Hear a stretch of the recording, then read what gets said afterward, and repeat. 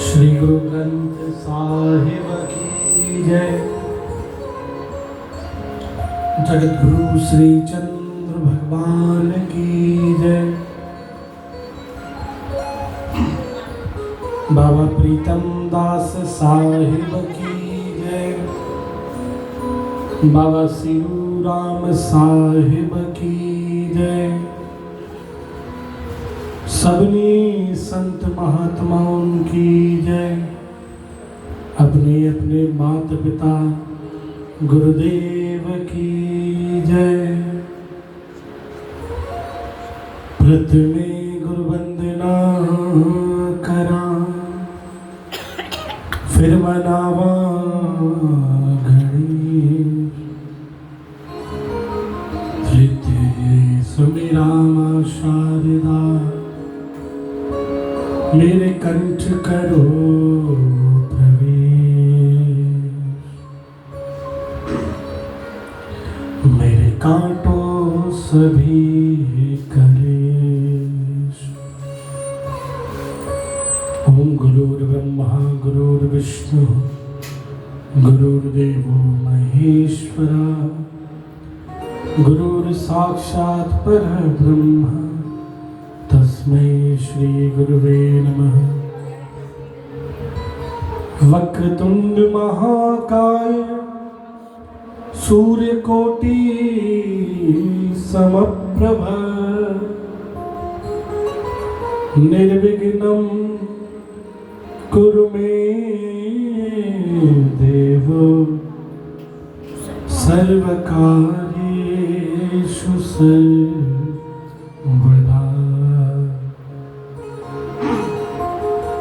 गजाननं भूतगणाधिसेवितं, कपितजम्बोफलचारुभक्षणं, उमासुतं शोकविनाशकारकं, नमामि विघ्नेश्वरपादपङ्कजम्। अखण्डमङ्गलाकारं व्याप्तं येन चराचरं, तत्पदं दर्शितं येन तस्मै श्री गुरुवे नमः।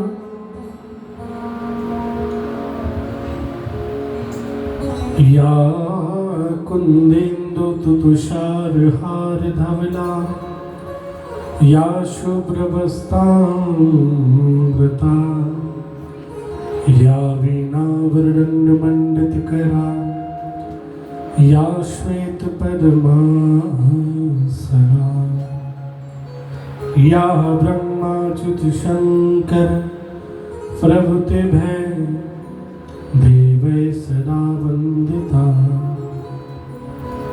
सा मां पातु सरस्वती भगवती, निःशेषजाड्यापा। श्री कृष्णाय वासुदेवाय, हरये परमात्मने, प्रणतक्लेशनाशाय श्री गोविन्दाय नमो नमः। सच्चिदानन्दरूपाय विश्वोत्पत्त्यादिहेतवे, तापत्रय विनाशाय श्री कृष्णाय वयं नमः। वंशी विभूषित करात नवनीरदाभा, पीताम्बराधरुर्विम्फलाधरोष्टात्, पूर्णेन्दु सुन्दर मुखारविन्द नेत्रात्, कृष्णात् परं किमपि तत्त्वहं न जाने। जय जय श्री राधा रमण, जय जय नवल किशोर, जय गोपी चित चोर प्रभु, जय जय माखन चोर। बंदो गुरुपद गंज के पास सुंदर रूप है, महामोहता मोहम कुंज जास वचन रवि करन कर मूकं करोति वाचालं पिंगलंघ्यते गिरिं यत्कृपातमहं वन्दे परमानंद माधवं। भक्त भक्ति भगवंत गुरु चतुर्नाम वपु एक, तिनके पद वंदन किए नासत विघ्न अनेक। मंगल आदि विचार रह वस्तु न और अनूप, हरिजन को जस गावते हरिजन मंगल रूप।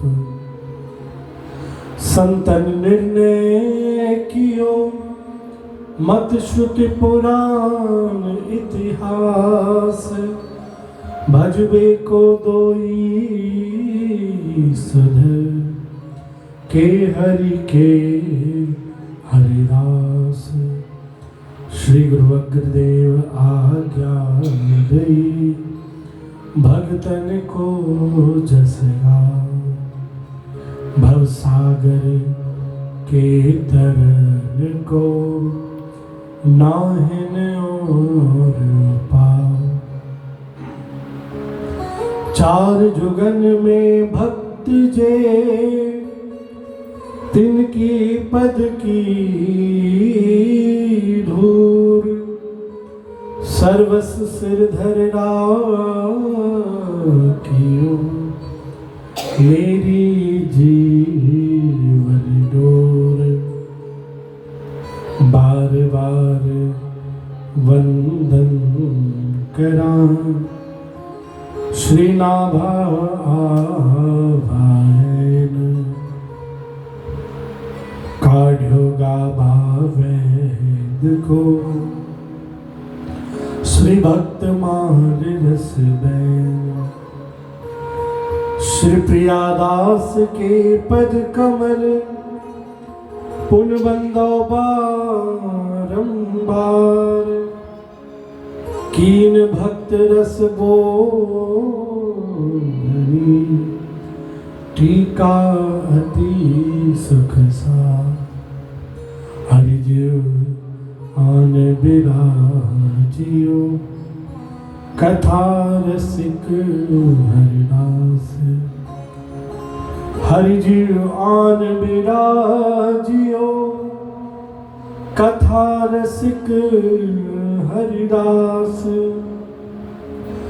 तुम श्रोता भक्त मान के, तुम पद रज हम दास। तुम श्रोता भक्त मान के, तुम पद रज हम दास। बोलिए सद्गुरुदेव भगवान की, श्री कृष्ण कन्हैया लाल की, श्री भक्तमाल भगवान की। श्री कृष्ण गोविंद हे नाथ नारायण वासु। श्री कृष्ण गोविंद हरे मुरारी, हे नाथ हे नाथ नारायण वासुदेवा। हे नाथ नारायण वासुदेवा। हे नाथ नारायण। श्री कृष्ण गोविंद हरे मुरारी, हे नाथ नारायण। श्री कृष्ण गोविंद हरे मुरारी, हे नाथ नारायण। श्री सद्गुरुदेव भगवान की जय। मैं सबनी खां पहिरां त माफ़ी अॼु मां लेट थी वियुमि, तव्हां सभु टाइम ते अची आहियो। अॼु उते ख़ल्क़ न पई छॾे।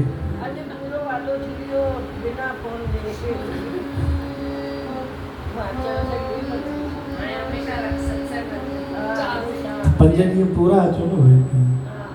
हिकु ॾींहुं मां 35 ॾींहं टाइम सां आयो आहियां, तव्हां घटि में घटि 5 ॾींहं टाइम सां अचो।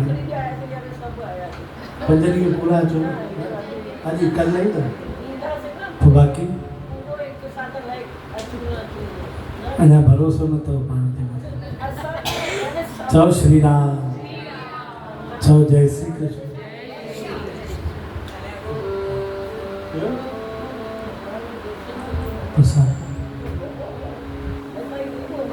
अम्मा सभिनी खां मिली वियो, भगवान खां न मिलियो। भगवान खां चओ श्री राम, सभिनी खां पहिरां होॾे अची मिलियो। हाँ चओ श्री राम। भाई कल जी कथा काथे हुई? राजा हरिश्चंद्र सपने में मतलब 84 कटजी अंदर ना सपनो ॾिठी।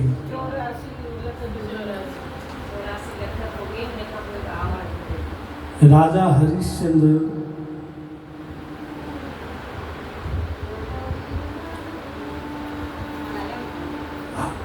प्रसाद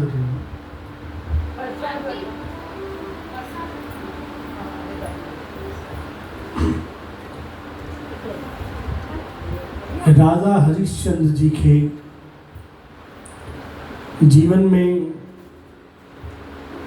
जितने कष्ट आए हम सबने सुने।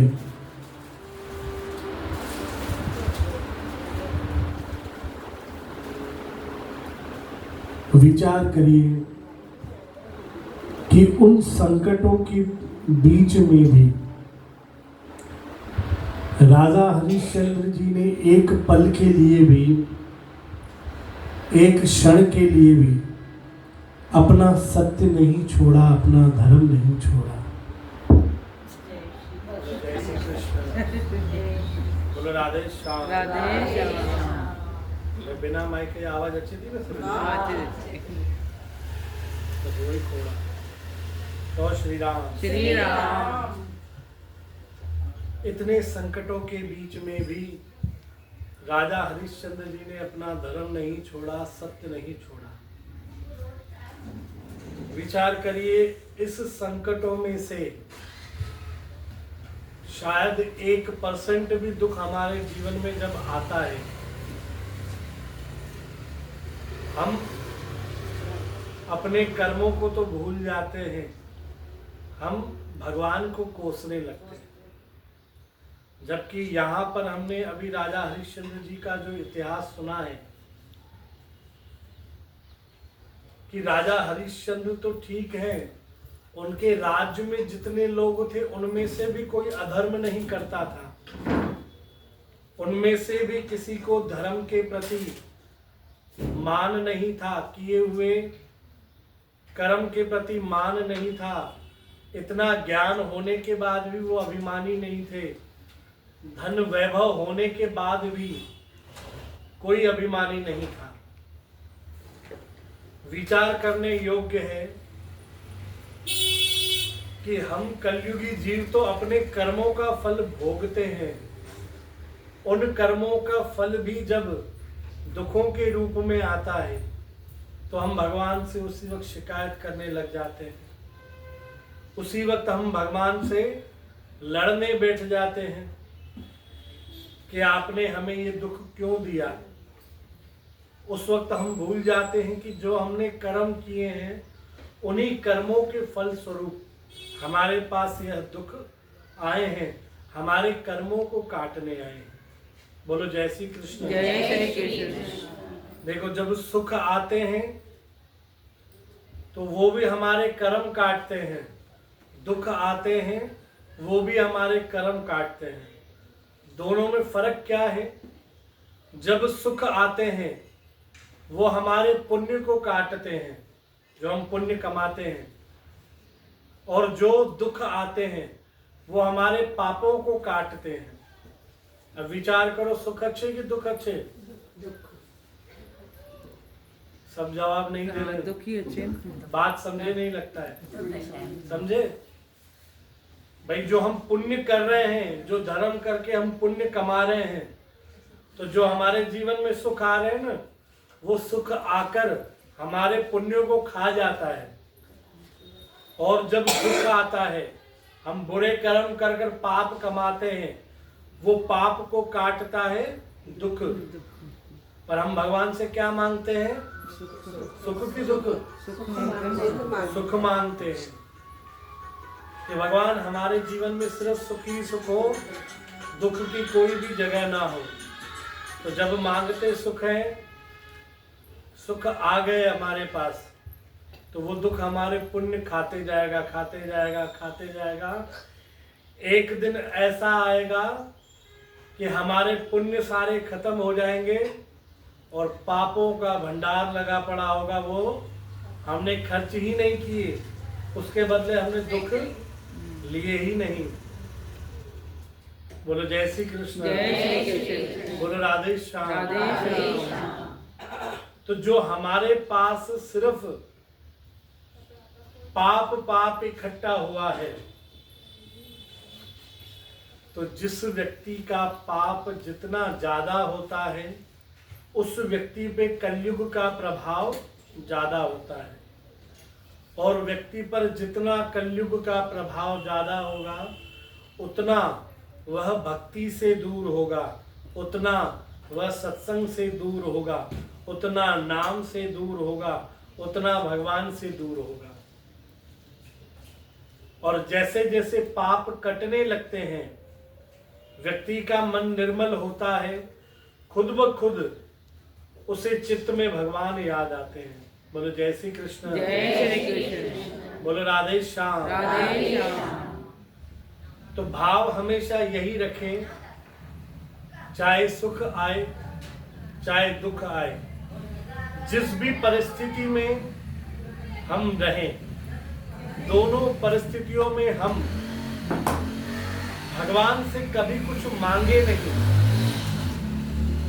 सहज में जो सुख मिलेगा वो भगवान का प्रसाद के रूप में होगा। और दुख भी आएगा, अगर हम दुख को वापस नहीं करेंगे, उस दुख को भोगेंगे, तो वो बहुत छोटे में कट जाएगा। पर हम कहें कि ये दुख आया है मेरे पास, मैं ये दुख भोगूं ही ना, मुझे इस दुख से छुटकारा मिल जाए, तो भाई कर्मों से कभी भी छुटकारा नहीं मिल सकता। बोलो जय श्री कृष्ण, बोलो राधे श्याम। कर्मों से छुटकारा कभी भी नहीं मिल सकता, उसे भोगना ही पड़ेगा। पर अभी तक हम जो यहाँ इतिहास राजा हरिश्चंद्र जी का देख रहे हैं, अभी तक राजा हरिश्चंद्र जी के जीवन में कोई भी ऐसा पाप कर्म नहीं हुआ है जिसके फल स्वरूप उन्होंने ये कर्म भोगा है। और कष्ट हम देख रहे हैं कि उन्हें अपनी सगी पत्नी को बाजार में जाकर बेचना पड़ गया, अपने पुत्र को बाजार में बेचना पड़ गया।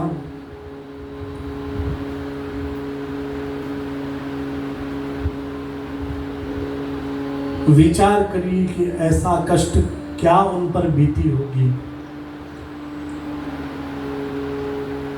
जो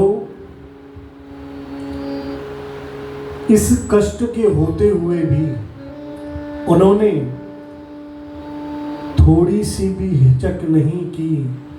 जो दान ब्राह्मण ने मांगा था, किसी भी प्रकार से पूरा कर कर उन्हें वह दान पहुंचा दिया। आज विचार करिए कि इस प्रकार का दान तो आज के जमाने में कोई मांगेगा नहीं, और कोई मांगे न मांगे हम देंगे ही नहीं। पर फिर भी हमें राजा हरिश्चंद्र जी के इतिहास से यह शिक्षा जरूर लेनी है कि हमारी स्थिति परिस्थिति जैसी हो उस अनुसार हमें दान को कभी रोकना नहीं चाहिए। हमें ब्राह्मणों को, संतों को अपनी हैसियत अनुसार संतुष्ट करना चाहिए। बोले जय श्री कृष्ण। यहाँ राजा हरिश्चंद्र जी ने स्वप्न में ही 84 लाख जोनियां भोग ली। अब जैसे हमने सुना कि उन्होंने तो कोई ऐसा कर्म किया नहीं, तो ये किस फल स्वरूप, हमेशा धर्म पे चले थे। तो यहाँ पर शास्त्र में बताया गया, धर्म का कार्य करने के लिए भी उन्होंने अपनी स्त्री का विक्रय किया, तो यह अधर्म की दृष्टि में आता है। अपने पुत्र का विक्रय किया तो वो भी अधर्म की दृष्टि में आता है। खुद चांडाल के वहाँ नौकरी करी तो वह भी अधर्म की दृष्टि में आता है कि अधर्म का पैसा कभी नहीं खाना चाहिए। अधर्म के द्वारा व्यापार किया हुआ पैसा अगर जो हमारे घर में आता है, हम उसका भोजन करते हैं, तो वो अधर्म की दृष्टि में आता है। तो यहाँ पर चांडाल के वहाँ जब उन्होंने काम किया तो उसके फलस्वरूप गरीब निर्धन ब्राह्मण उनके वहाँ अंतिम संस्कार करने आए, उनको भले अपने ही मालिक की आज्ञा से वह काम कर रहे थे, पर उनका अपराध गलती उनके लिए भी हुई। तो इन अपराधों के फल स्वरूप उन्होंने इतनी जोनियां भटकी। अब भाई आप हम सब मिलकर अपना अपना हिसाब लगाएं कि राजा हरिश्चंद्र जी पूरे जीवन धर्मात्मा बने रहे, इस मजबूरी के बनते उन्होंने ये गिनती के 4 या 5 अपराध किए, जिसके फल स्वरूप उनको इतनी जोनियां भोगनी पड़ी। अब अपने हम लिए गिनती लगा लें कि हम कितने अपराध करते रहते हैं। बोलो जय श्री कृष्ण, बोलो राधे श्याम। तो इन चीज़ों की हम सावधानी बरतें अपने कर्मों में। अब सब जोनियां उन्होंने सपने में भोग कर जब घबराकर आंख खोली तो उनके कान में आवाज पड़ी कि एक स्त्री विलाप कर रही है, रो रही है।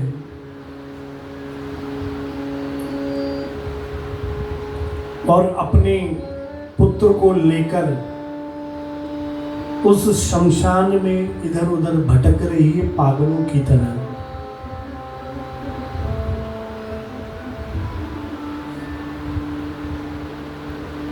चांडाल के रूप में वह राजा हरिश्चंद्र आंख खोलकर किसी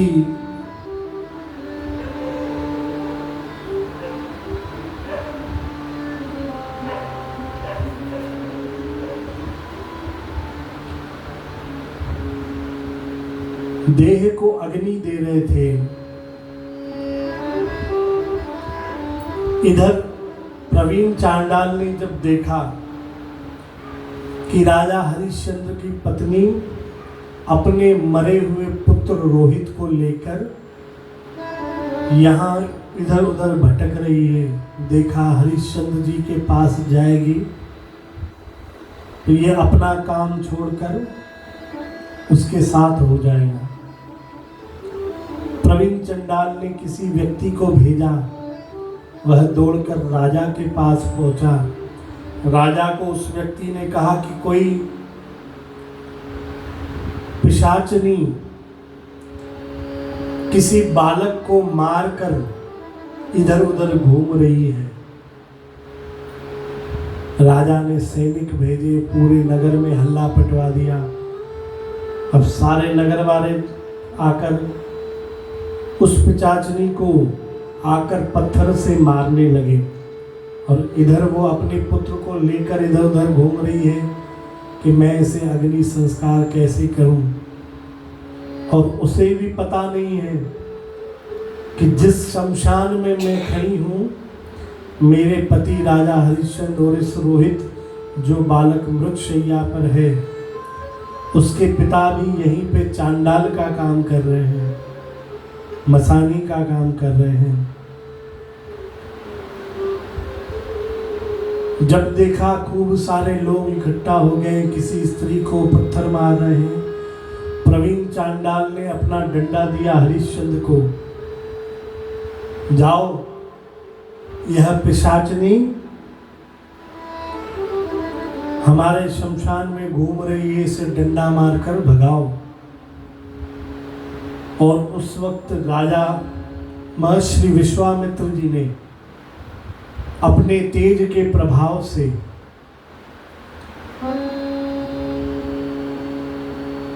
राजा की पत्नी सेव्या का रूप बदल दिया, एक डाकिनी का रूप बना दिया, पिशाचिनी का रूप बना दिया अपने योग बल से। अब राजा हरिश्चंद्र जी पहुंचे, डंडे से प्रहार करने के लिए आगे बढ़े, और इधर राजा हरिश्चंद्र जी की भी बड़ी बड़ी जटाएं हो गई हैं। चिता की अग्नि को अग्नि देते देते न जाने कितने दिनों से स्नान नहीं किया, वही चिता की राख मुख पर लगी हुई है। तो यहाँ वो सेव्या भी पहचान नहीं पा रही है सामने कौन है, और इधर राजा भी पहचान नहीं पा रहे हैं। बोलो जय श्री कृष्ण। अब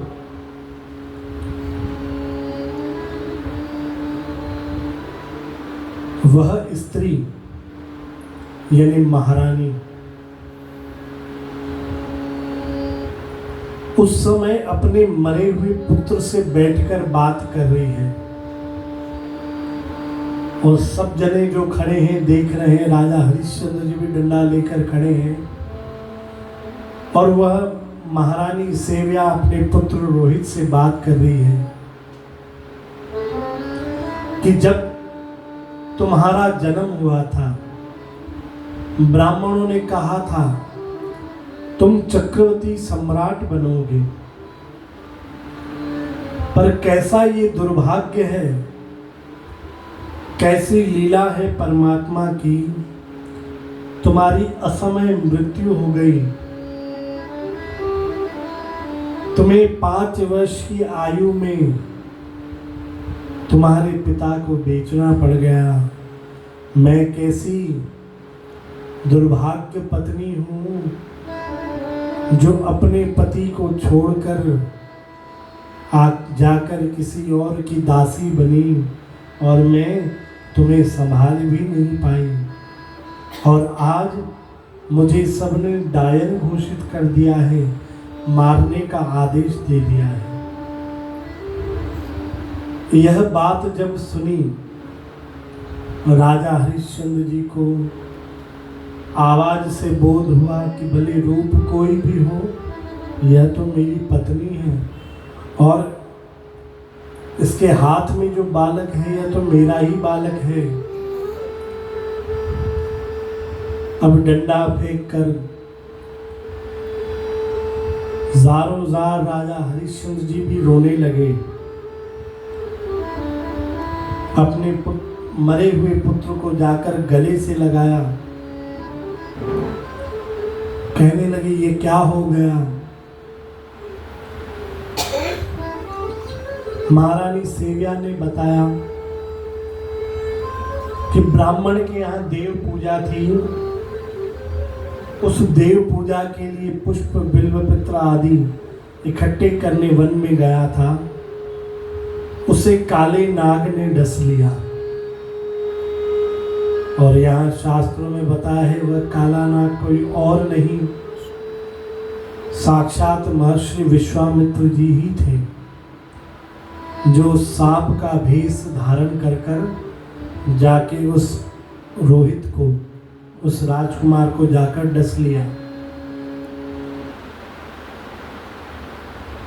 अब राजा पुत्र रोहित को लेकर रोने लगे, कहने लगे कि ये कैसा हमारे साथ खेल हुआ है। अब ऐसा करते हैं कि इस पुत्र के लिए तो हमें चिता बनानी पड़ेगी, पर अब मैं ऐसी चिता बनाता हूं जिस चिता में हम तीनों जलकर भस्म हो जाएं, क्योंकि अब इसके बाद और कष्ट सहन नहीं कर सकते। अपनी पत्नी सेव्या के चरणों में भी माफी मांगी कि मुझे क्षमा करो, मैंने तुम्हारे प्रति भी बहुत अपराध किए हैं। बोलो जय श्री कृष्ण। अब जैसे ही चिता की ओर तीनों जने बढ़े, उसी वक्त वहां पर धर्मराज प्रकट हो गए और राजा को रोककर सारी बातें बताने लगे।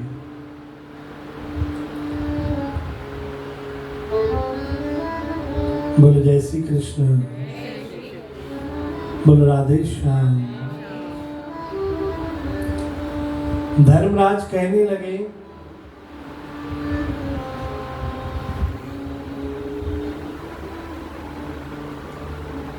कि यह आपके जीवन की परीक्षा चल रही थी। पूछा गया क्यों? कहा कि तुम्हारे जीवन में पुण्य धर्म इतना ज्यादा बढ़ गया था। एक तो होता है पुण्य जो हमें कुछ दिनों के लिए, कुछ समय के लिए स्वर्ग का अधिकारी बनाता है, और एक पुण्य होता है भगवान के चरण में वास दिलाता है।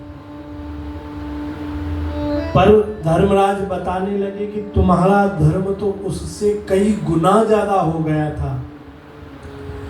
तुम्हारे धर्म के एवज में तुम्हें फल दे सके इतना भगवान की तराजू में पुण्य थे ही नहीं।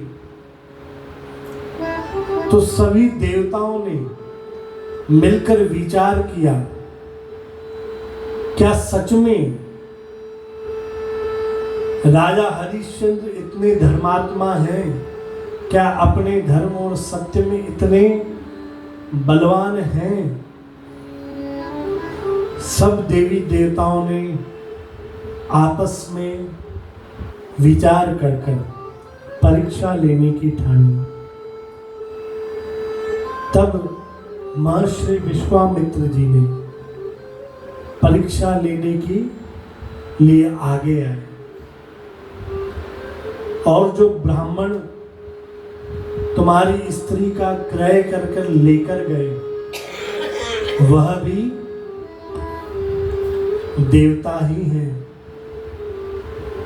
और जो चांडाल, प्रवीण चांडाल तुम्हें आकर खरीदा वह भी और कोई नहीं, वह मैं साक्षात धर्मराज ही हूँ, जो मैं चांडाल का रूप बनाकर तुम्हारे पास आकर तुम्हारा धर्म बिगाड़ने की कोशिश करी, पर मैं भी असफल हुआ।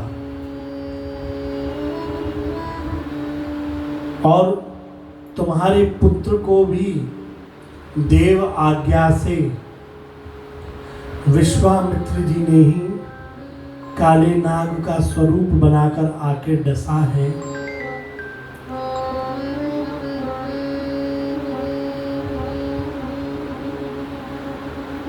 यह सब तुम्हारे पुण्यों का प्रताप है,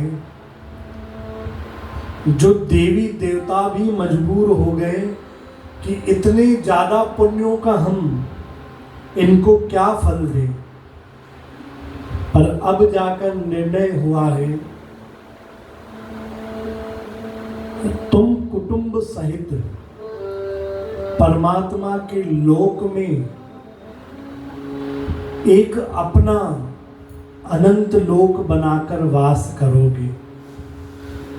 भगवान की शरण प्राप्त से कुछ बड़ा नहीं है, पर राजा हरिश्चंद्र जी का धर्म इतना प्रबल था जो उसके भी ऊपर उन्हें वहां पर अनंत लोक बनाकर दिया गया।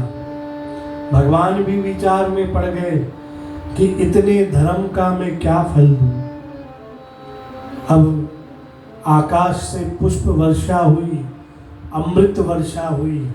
उस अमृत की वर्षा से पुत्र रोहिताक्ष फिर से जाग उठा।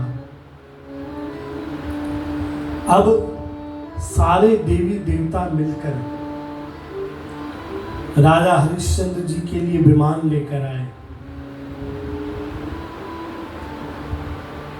कहा, तुम अपने कुटुंब समेत चलकर अनंत लोक में विराजो। राजा हरिश्चंद्र जी ने माफी मांगी और मना कर दिया। पूछा क्यों? कहा कि मैं राजा हूं और राजा का कर्तव्य होता है जहां प्रजा रहे वहां रहकर उसकी पालना की जाए। अगर उस अनंत लोक में मेरी प्रजा भी चल सके तो मैं चलने को तैयार हूं, नहीं तो मैं यहीं ठीक हूं। देवी देवता महत्व समझाने लगे कि शायद आप इस लोक का या जो आपको मिल रहा है आप उसका मर्म नहीं जान पा रहे हैं। जो लोक देवी और देवताओं के लिए भी दुर्लभ है, वह लोक की प्राप्ति आपको हो रही है और आप मना कर रहे हैं।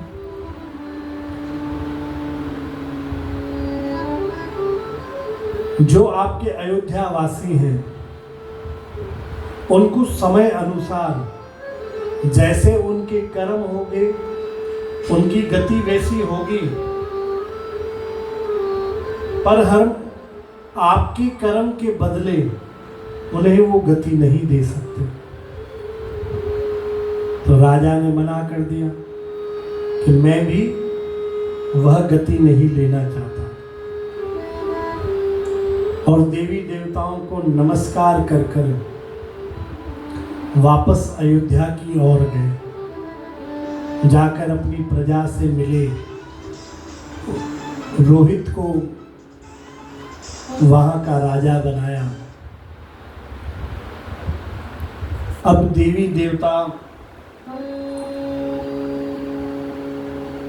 भी हार गए उनके धर्म के आगे और निर्णय लिया कि ऐसे राजा हरिश्चंद्र नहीं मानेंगे।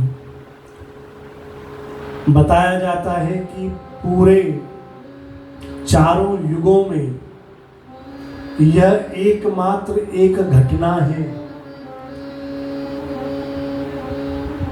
कि भक्तों के लेने के लिए विमान तो गए,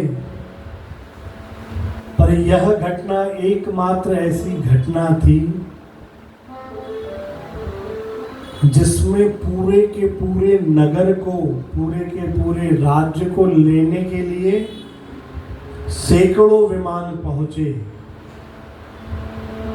और राजा हरिश्चंद्र जी के साथ पूरा का पूरा राज्य सरयू नदी में स्नान कर कर विमान में बैठकर उस अनंत लोक में पहुंचे। बोले जय श्री कृष्ण।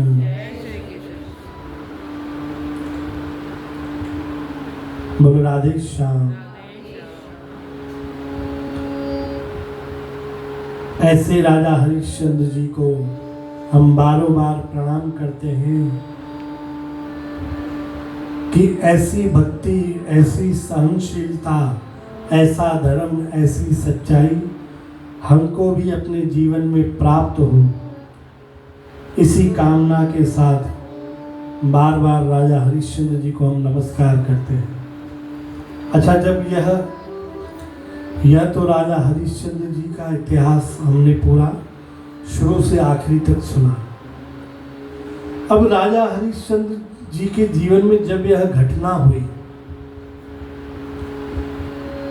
कि खूब सारे विमान आए उनको लेने, तो दैत्यराज शुक्राचार्य जी ने देखा,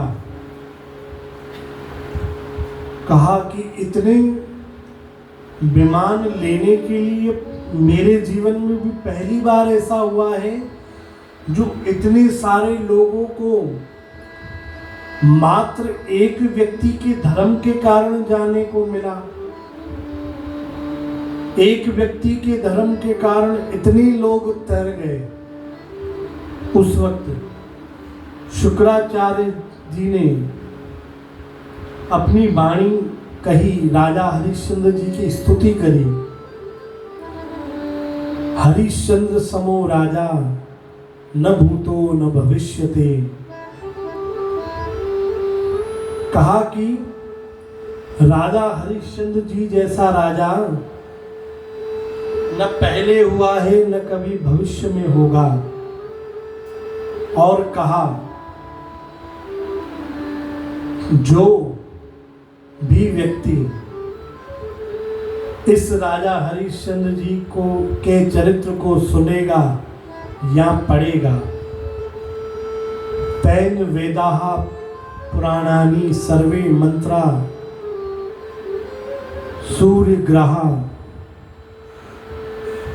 उसे सारे के सारे वेद पढ़ने का, सारे के सारे पुराण पढ़ने सुनने का, अब तक जितने भी मंत्र पढ़े, मंत्र बने हैं, उन सब मंत्र के पाठ करने का, सूर्य ग्रहण के समय दान करने का फल ज़्यादा माना जाता है।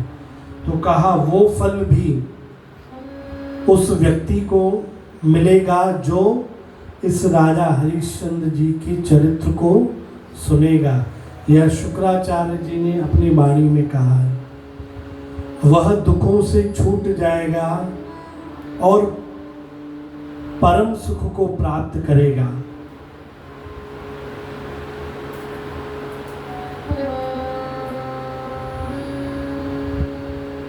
भाई देखो, यहां पर ही नहीं खत्म हो रहा है, अभी और बड़ी लाइन है। उसे पुष्कर, प्रयाग, सिंधु, समुद्र, देवालय, काशी में जो इस कथा का जाप करेगा, पारायण करेगा अथवा सुनेगा। देखो, हमने यहाँ पर क्या लिखा हुआ है? पुष्कर, प्रयाग, सिंधु, समुद्र, देवालय। तो हम सब यहाँ देवालय में यह कथा सुन रहे हैं। उसे भाई पहले जो फल बताया वो आम जगह आप कहीं भी सुनो तब का फल ये है, पर जो देवालय में यह कथा सुनेगा, तीर्थ पे यह कथा सुनेगा, किसी पुण्य नदी पर सुनेगा, उसका फल अनंत गुना हो जाएगा। बोलो जय श्री कृष्ण। और सुनने के बाद किसी ब्राह्मण को दान करेगा, उसके पुण्य का वर्णन करने में मैं असमर्थ हूँ, वह उसके संपूर्ण दुख दूर होंगे। और इस कथा को सुनने के बाद अगर जो किसी ब्राह्मण को दान किया तो शुक्राचार्य जी कहते हैं भाई उनके फलों का कितना उसको फल मिलेगा वो तो मैं गिनती कर भी नहीं बता सकता हूँ। यह था राजा हरिश्चंद्र जी का चरित्र। अब घटना थोड़ी और आगे बढ़ती है, यहाँ तक पहुँचे हैं तो थोड़ा सा हम और कथा को बस 5 मिनट और समझे।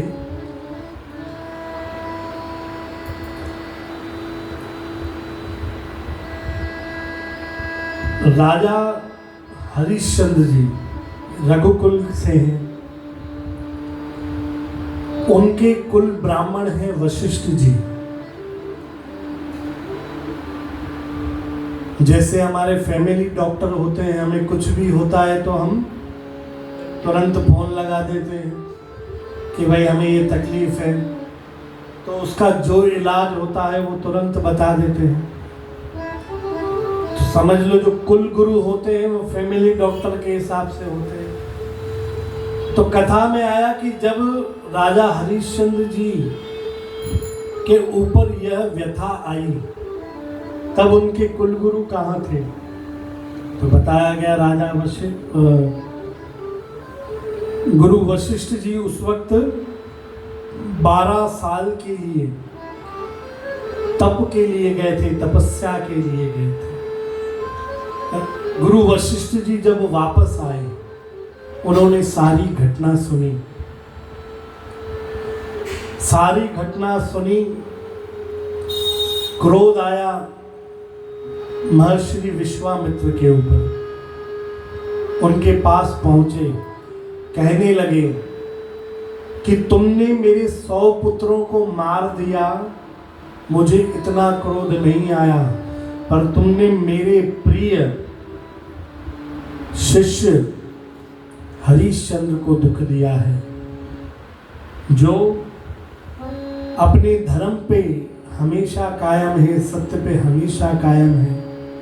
विश्वामित्र जी कहने लगे भाई ये तो देव लीला थी, मैं उसमें जाकर सिर्फ पात्र बना।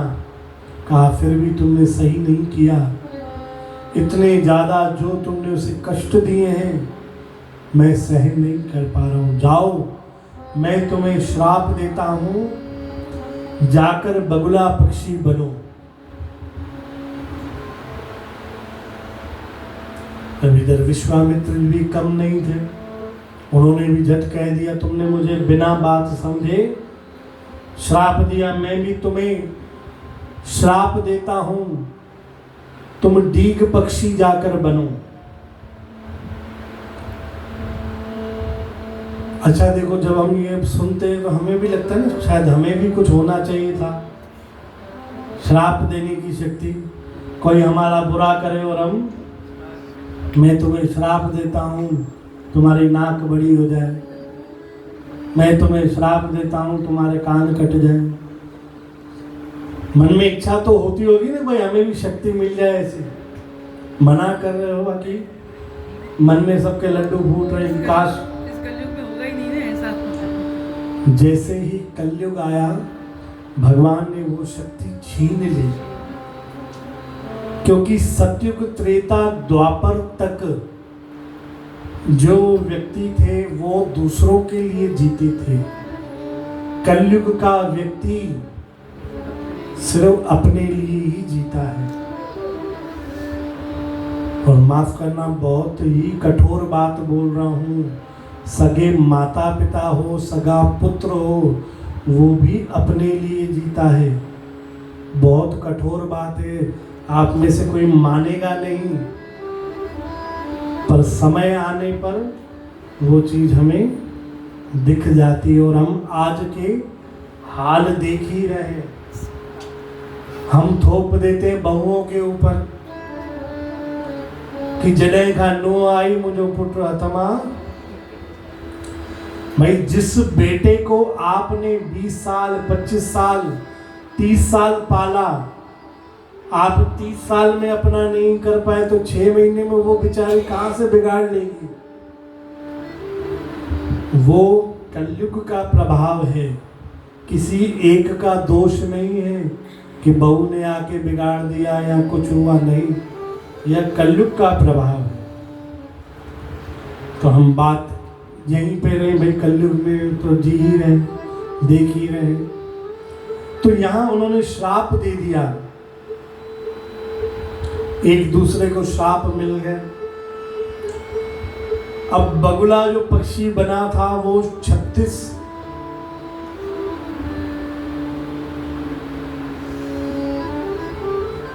36,000 योजन,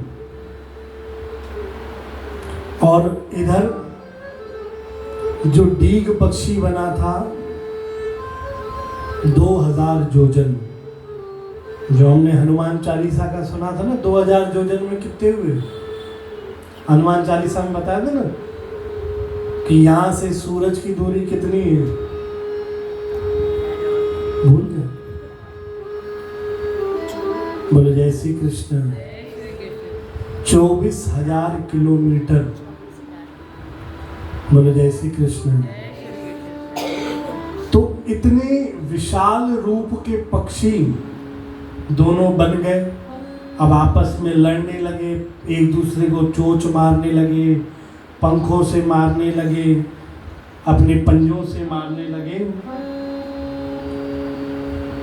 अब इतने विशाल विशाल पक्षी, पृथ्वी से भी बड़ा आकार हो गया उनका।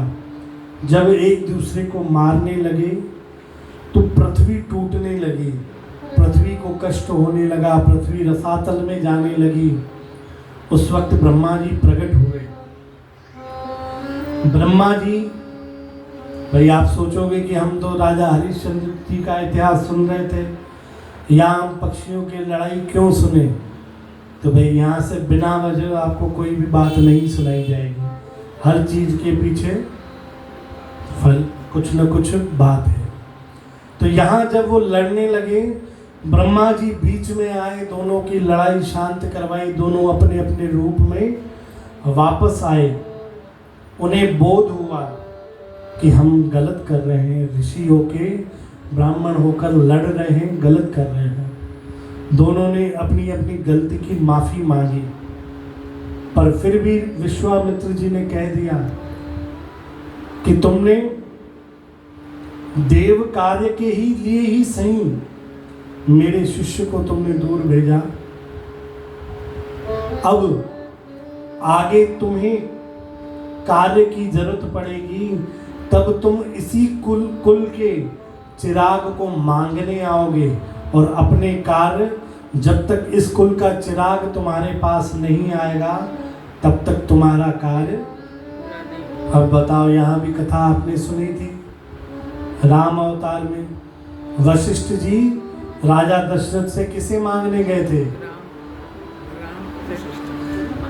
आगे पाठ पीछे सपाट। वशिष्ठ जी राम जी को मांगने गए थे कि मेरे यहाँ हवन यज्ञ में दैत्य बाधा दे रहे हैं, चलकर आप उनका विनाश करो। तो यह वशिष्ठ जी की बात है। अब यहाँ पर ब्रह्मा जी ने वरदान दिया कि आप दो महर्षि लड़ाई कर रहे थे, मेरी बात मानकर आपने अपना झगड़ा छोड़ा, विघ्न दूर हुआ। तो अब जो भी इस कथा को सुनेगा उसके जीवन में जितने भी विघ्न होंगे वो दूर होंगे। बोली सतगुरुदेव भगवान की। तो देखो, एक फल पुण्य हमने राजा हरिश्चंद्र जी की कथा सुन के कमाए, अनंत गुना फल। और यहाँ पर भी एक फल मिल रहा था, मैंने कहा जहाँ इतना कमाया थोड़ा और कमाई कर ली जाए। बोलो जय श्री कृष्ण, बोलो राधे श्याम। तो भाई यह भक्तों के चरित्र हैं, यह भक्तों के इतिहास हैं, जिनके फल स्वरूप हमारे जीवन में चरित्र सुनकर ही अनंत गुना फल मिलते हैं। और अब इन चरित्रों में सबसे श्रेष्ठ चरित्र वर्णन है, वो है वृंदावन के ठाकुरों के जो प्रकट करने वाले हैं उनके चरित्र। वर्णन है नाभादास जी ने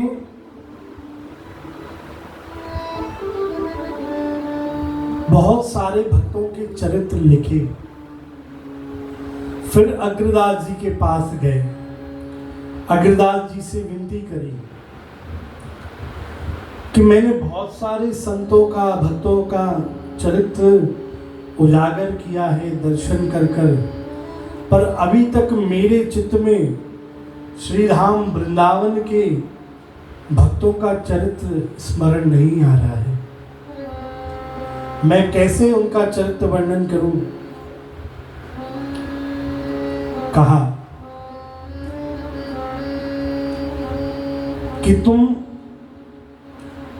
संत सेवा के प्रभाव से भक्तों के चरित्र समझ पाए हो। अब श्री राधा रानी जी के शरणागत हो जाओ। बिना राधा रानी जी के, बिना राधा रानी जी की आज्ञा के वृंदावन में प्रवेश तुम नहीं कर सकते।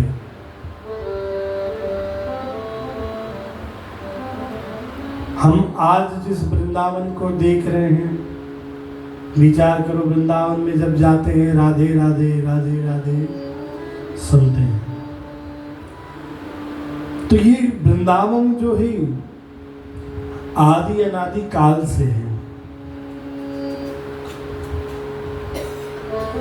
सिर्फ द्वापर में वृंदावन नहीं है, सतयुग में भी वृंदावन है, त्रेता में भी वृंदावन है। त्रेता में बताया जाता है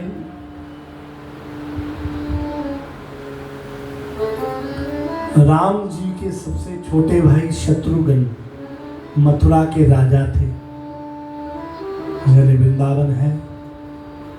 फिर द्वापर में प्रकाशन है, और फिर कलयुग में तो महिमा है ही सही। बोलो जय श्री कृष्ण। तो अब नाभादास जी श्री राधा रानी की शरणागत हुए, और हम भी श्री राधा रानी के शरणागत कुछ दिन पहले हुए थे, और उसके फलस्वरूप हमें आज यहाँ समझो वृंदावन के कुछ गुण समझने के लिए मौका मिल रहा है। अब तक तो जिन भक्तों का इतिहास हमने सुना, उन भक्तों का लौकिक पारलौकिक कल्याण हुआ, पर जो वृंदावन के संत आएंगे, भक्त आएंगे, उनके कारण पूरे विश्व का और पूरे कलयुग का उद्धार होना है। बोलो जय श्री कृष्ण।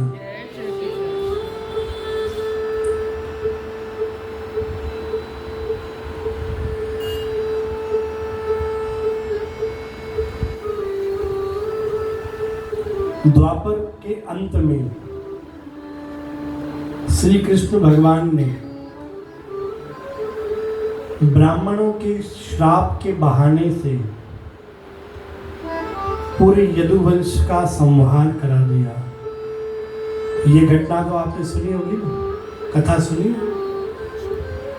हाँ है ना, दो सबने सुनी है ना, कैसे संहार हुआ। अरे भाई हाँ या ना बोलो, थोड़ा सा कष्ट दे दो मुख को। हम एक एक घंटा बोल बोल के थक रहे हैं, और आप हाँ या ना ही नहीं निकल रहे। भाई सबने सुनी है तो हम उस तरफ नहीं जाए, अगर नहीं सुनी हो तो थोड़े में बता। हाँ भाई कुछ बोला करो, एकदम ध्यानी मत बन जाओ कि भाई सब ध्यान लगा कर बैठ गए हो, सत्संग में जाग कर बैठो। भगवान ने लीला करी, जो भगवान के पौत्र थे। अब भगवान की शादियां 16,108, 1.25 लाख भगवान के पुत्र पौत्र थे। अब सोचो, एक बच्चा हमारे घर पे होता है, बहू को हाथ जोड़ते हैं, भाई दूसरा मत करना, क्योंकि एक संभालना मुश्किल है। और विचार करो भगवान के घर में कितने थे, अब विचार करो, सोई भगवान के घर में पिता के गुण तो बच्चों में आएंगे ना। तो इतने उद्यमी भगवान ने कहा अब लीला संवरण करने का, द्वापर खत्म होने का समय आ गया है, अब कलयुग आने वाला है, तो हमारी लीला तो बस यहीं तक है, अब लीला पूरी करनी है। तो भगवान के पौत्र वगैरह खेल खेल में उन्होंने देखा कुछ संत, कुछ महात्मा नगर में आए हुए हैं, चाहा चलो कुछ हंसी खेल कर कर आते हैं। तो भगवान के एक पुत्र को, अब वो पुत्र कौन था, कथाएं तो देखो आपस में इतनी है। कामदेव ने भगवान विष्णु को एक बार विजय करने की कोशिश करी, वहां हार गया। कामदेव ने आस रखी कि मैं आपका पुत्र बनकर आऊं, और वही पौत्र बनकर भगवान के घर आया। अब उसी को ही सब लड़कों ने स्त्री बना दिया और पेट पर कपड़ा बांधकर ऊपर से साड़ी लपेट दी और गर्भवती स्त्री का रूप उन्होंने बनाया। कहा चलो हम साधुओं की परीक्षा लेते हैं। गए साधुओं के पास, भगवान के पौत्र को पकड़कर कहा कि महाराज बताओ, यह स्त्री गर्भवती है, इसके गर्भ से क्या उत्पन्न होगा? ऋषियों ने कहा भाई जाओ यहां से बच्चों, मस्ती मत करो।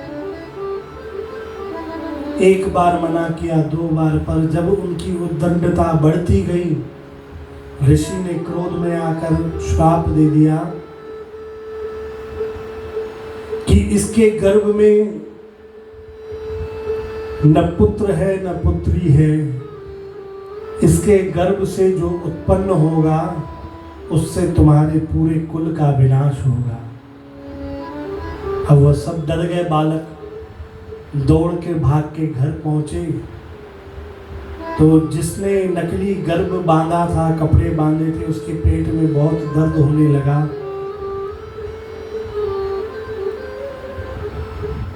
उसके वैद्य बुलाए गए। जब उसका पेट चीरा गया तो बहुत ही नुकीला एक शूल बड़ा छुरे के हिसाब से निकला। सारी बात करके बताई तो उन्होंने सोचा इस शूल से पूरे यदुवंश की हत्या होनी है, तो इस शूल को ही हम खत्म कर देते हैं। जाकर समुद्र के किनारे उस शूल को पीस पीस कर, घीस घीस कर पत्थर पे बहुत छोटा सा जाकर टुकड़ा बचा, उसे समुद्र में फेंक दिया। पर जब वो पीस रहे थे तो वो समुद्र किनारे छोटे छोटे तिनके के रूप में वहां चले गए और समय उपरांत वहां पे छोटी छोटी घास उगाई, उन्हीं नुकीले नुकीले पौधे। और किसी बात में आपस में उनमें विवाद हुआ। लड़ाई बढ़ने लगी, सब एक दूसरे को यदुवंशी मारने लगे और कुछ हथियार उनके पास थे नहीं। देखा कि नीचे नुकीली घास है, सब एक दूसरे को उसी से मारने लगे। पूरा यदुवंश आपस में लड़ मर के खत्म हो गया। जो टुकड़ा बचा था समुद्र में फेंक दिया था, उसको एक मछली निगल गई। किसी शिकारी ने मछली पकड़ी, मछुआरे ने उस मछली को एक बहेलिया, एक शिकारी खरीद कर अपने घर ले गया। काट कर भोजन बनाने के लिए जब देखा, उसमें से वह शूल का छोटा सा टुकड़ा निकला। देखा कि ये तो बहुत नुकीला है और मैं शिकारी हूँ, मेरे काम की चीज़ है। उसने अपना एक तीर बनाया, उसमें आगे वह शूल लगा दिया। इधर भगवान उद्धव के साथ बैठकर ज्ञान चर्चा, प्रेम चर्चा, भक्ति चर्चा कर रहे थे। उसी समुद्र के पास बैठकर उधर से बहेलिया आया, एक हिरण के पीछे दौड़ते दौड़ते आया कि जाकर मैं शिकार करूं। और वही तीर जो उसने समुद्र से मछली के पेट से वह शूल निकला, उसी से बनाया हुआ बाण लेकर वह शिकार करने पहुंचा। छुपकर तीर मारने लगा तो वह हिरण तो चला गया। भगवान के चरण में चिन्ह को देखकर विचार किया कि ये हिरण की आँख है और दूर से निशाना लगाया। भगवान के चरणों में वह शूल लगा जाकर और भगवान के पैरों से रक्त बहने लगा। वो बहेलिया गया, जाकर भगवान से माफ़ी मांगी कि मेरे से इतना बड़ा अपराध हो गया कि मैंने साक्षात भगवान के ऊपर वार कर दिया। बहेलिए से कहने लगे कि कोई भी लीला मेरी ऐसी नहीं होती है। अभी तक हमने जितनी भी कथाएं सुनी हैं, एक भी कथा आपने ऐसी सुनी जिसमें भगवान ने अपना हिसाब किताब, तो ये बहेलिया भी भगवान के द्वारा किया हुआ हिसाब किताब वापस करने आया था। कौन सा? बलि था, बलि और वो था ना राजा बाली को, बलि नहीं बाली, सुग्रीव के भाई को भगवान राम ने छुपकर तीर मारा था। तो भगवान ने कहा मैंने जो अपराध किया है, मेरी मृत्यु भी वैसी होगी। वह बहेलिया राजा बाली ही था जो द्वापर में बहेलिया शिकारी बनकर आया। जो हिसाब किताब था भगवान ने वो, देखो हम बार बार कहते हैं कि कर्म सोच कर करो। भगवान ने खुद के ऊपर से भी नहीं टलने दी। भगवान ने भी जो कर्म किया वह भगवान ने भी भोग कर यह शिक्षा दी कि कर्म हमें भोगने ही हैं, कर्म की गत किसी से भी नहीं टलनी है। बोलो जय श्री कृष्ण। यहाँ भगवान ने अपनी लीला पूरी करी। उद्धव ने कहा आप कैसे जाएंगे, आप जाएंगे तो धर्म कैसे बचेगा। भगवान ने कहा सिर्फ मेरा शरीर जा रहा है, मैं ज्योत के रूप में भागवत में हमेशा रहूँगा। और आज भी हम भागवत पुराण को भगवान का स्वरूप ही मानते हैं। अब उद्धव जी उस वक्त जाकर शरीर से तो बद्रीनाथ में जाकर निवास करते हैं। अब उसकी कथा अलग है कि बद्रीनाथ का अर्थ है वहाँ पर जो भगवान विराजमान है उन्हें क्या कहते हैं जी? शायद मेरे को एक आवाज़ सही सुनाई दी थी।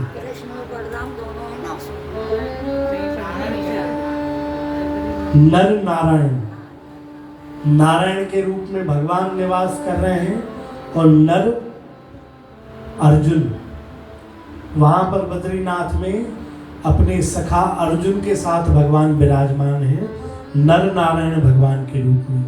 बोलो जय श्री कृष्ण। अब वो कथा तो नहीं सुनाऊँ, वो बाद में आगे चर्चा करेंगे। नर नारायण के रूप में भगवान वहाँ विराजमान हुए। उद्धव जी भी शारीरिक रूप से वहाँ जरूर गए, पर अपनी आत्मा से, हृदय से, मन से हमेशा वृंदावन में वास करने लगे। अब जो यदुवंश का पूरा विनाश हो गया, जो भगवान की अष्टपट रानियां थी, उनमें से यमुना रानी तो वृंदावन में रह गई और बाकी महारानियां भगवान के दिव्य लोक में चले गई। पर जो 16,100 रानियां थी वह द्वापर के अंत तक रही। बोलो जय श्री कृष्ण, बोलो राधे श्याम। अब समय हो गया है, अब यहाँ पर हम कथा को रख रहे हैं। एंट्री हमें वृंदावन में मिल गई है। अब कल से हम वृंदावन की चर्चा अच्छे से करेंगे, और जैसे आज समय से आए हो भाई कल भी समय से आना। कल मैं लेट नहीं करूँगा। आज तो वहाँ आखिरी दिन सत्संग था तो इसीलिए वहाँ थोड़ा लेट हो गया। तो यहाँ भी आखिरी दिन थोड़ा लेट करेंगे ना। ये लेट करेंगे तो लेट मत आना, उस दिन जल्दी आना, क्योंकि 4 से 6 पहले हवन है। हवन में पहुँच सको तो अच्छी बात है। हवन की जिद नहीं करूँगा, क्योंकि हवन तो भाई करेंगे, पर कथा में ज़रूर समय से पहुंचना। और उस दिन थोड़ा लेट करेंगे और थोड़ा जल्दी करूं तो आप कहना नहीं थोड़ा चलने दो, क्योंकि जिस दिन विदाई होती है ना, अब तो रिवाज खत्म हो गए, पर जिस दिन विदाई होती घर में, जब बड़े आते थे ना तो जाते समय क्या करते थे? बोलने में तो डरते क्यों बता रहे भाई? बोलोगे तो आपकी डबल हाजिरी लगेगी। बैठे हो हाजिरी लग रही है, पर बोलोगे तो डबल हाजिरी लगेगी। नहीं, आशीर्वाद कोई थोड़ी नहीं लेता था। खर्ची जब बड़े जाते थे तो घर के जितने बच्चे थे ना, सब उनके आसपास घूमते थे कि थैला लेकर आऊं, जूते लेकर आऊं, आसपास पानी लेकर आऊं। क्यों? क्योंकि जा रहे हैं, अब खर्ची देंगे। अब तो वो रिवाज खत्म हो गए भाई। न दादा दादियों में वो भाव बचे हैं कि हम पोता पोतियों को भाई खर्ची दें, न पोता पोती कहते हैं कि अब खर्ची 10-20 रुपए क्या लगेगी भाई। दादा दादी नाना नानी कम से कम भाई 5-10 हज़ार दें। 100 रुपये का भी जमाना है क्या? क्या मिलता है 100 रुपये में? कुछ मिलता है क्या? देख के देखना 100 रुपये वापस दे देंगे, कहेंगे हमसे ले लो 200 रुपये। तो जमाना जैसा है भाई। पहले के ज़माने में महीने की कमाई होती थी 10 रुपये, 25 रुपये, 30 रुपये, फिर धीरे धीरे जैसे बढ़ती गई।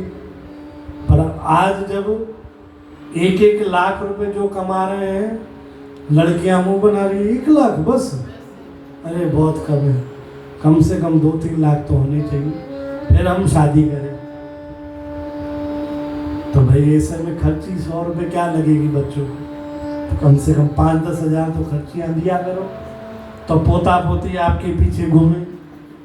बोले जय श्री कृष्ण, बोले राधे श्याम। तो जब बड़े जाते हैं तब खर्ची देकर जाते हैं। तो ऐसे भी खर्ची नहीं देती, उनकी सेवा करनी पड़ती है। तो जिस दिन यहाँ कथा की विदाई है तो कथा में समय से आओ, और कथा में जो जो सेवाएं सब आकर करो, तब जाकर कथा जब विदाई लेगी तो सब आप सबको खर्ची देकर जाएगी। अब खर्ची आप सोचो कि नोट मिलेंगे तो नहीं, यहाँ से आपको नोट नहीं मिलेंगे, यहाँ से आपको आशीर्वाद रूप में खर्ची मिलेगी। तो सब खुद भी आओ। जैसे खर्ची मिलती है तो एक बच्चे को मिलती है तो वो बुला लाता है, चल चल चल जल्दी दादा खर्ची बात है।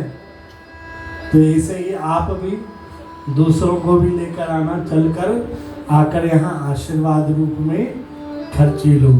बोलो जय श्री कृष्ण, बोलो राधे श्याम। भाई इसी प्रकार अब सब समय से 5 दिन, 5 दिन तो नहीं, अब 4 दिन बचे ना। 5 दिन तो आज 5वां ही दिन है, अब 4 दिन बचे हैं। तो 4 दिन जैसे भाई झूलेलाल के लिए जी कहते हैं 4 चिराग तेजा बरण हमेशा। अब 4 दिए बचाए न सांझे लाए। सभी समय साँची करे कथा में पहुँचो। श्री कृष्ण गोविंद हरे मुरारे, हरिनाथ नारायण वासुदेवा श्री कृष्ण गोविंद हरे मुरारे हे नाथ नारायण वासुदेवा। हरे कृष्ण कन्हैया लाल की।